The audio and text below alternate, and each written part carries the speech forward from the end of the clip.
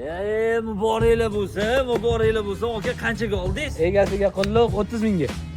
Voshga qimmat olibsiz, Asqar aka. Aytmaysiz menga, zavodda tanish bor, zavod narxida olib chiqib beraman, umi? Yo'q. Biroz maslahat qilish kerak, bekorga tanish bo'lish yo'q. Bilmaman deyman. Bo'ldi, xo'p, men o'zim qilib Bo'ldi. Nima bu? 16 oldim.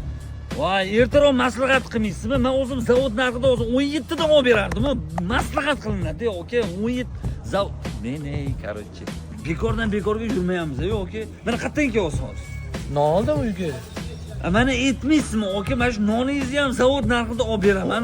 O 5000 so'm no. Voy, 3200 dan chiqadi-yu, aka.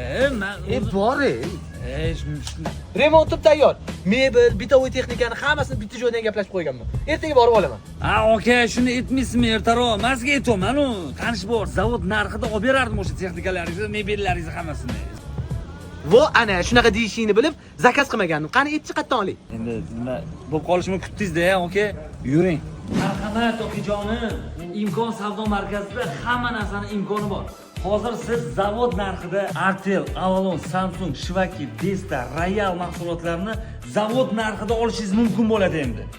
Menga yoqdi. Ana endi to'yimga mebellarni, bitovoy texnikalarni hammasini cho'tdan qilaman. Nima? Kimga uylanmoqsiz siz? Sindoshing Nargizga. Voy, Nargizmi? Biroz maslahat qilaman. Nima deyapsan? Ha, bo'ldi, o'zingiz bo'lsin, aka. Nima demoqchisan? Xo'sh, nima Zamira bor edi, o'shani to'g'rilamoqchimisiz sizni? Ha, yo'q, men Nargiz bilan kelishib bo'lganman. Uni bekor gaplashibsiz. Nima gaplashdik? Kimga, nimaga?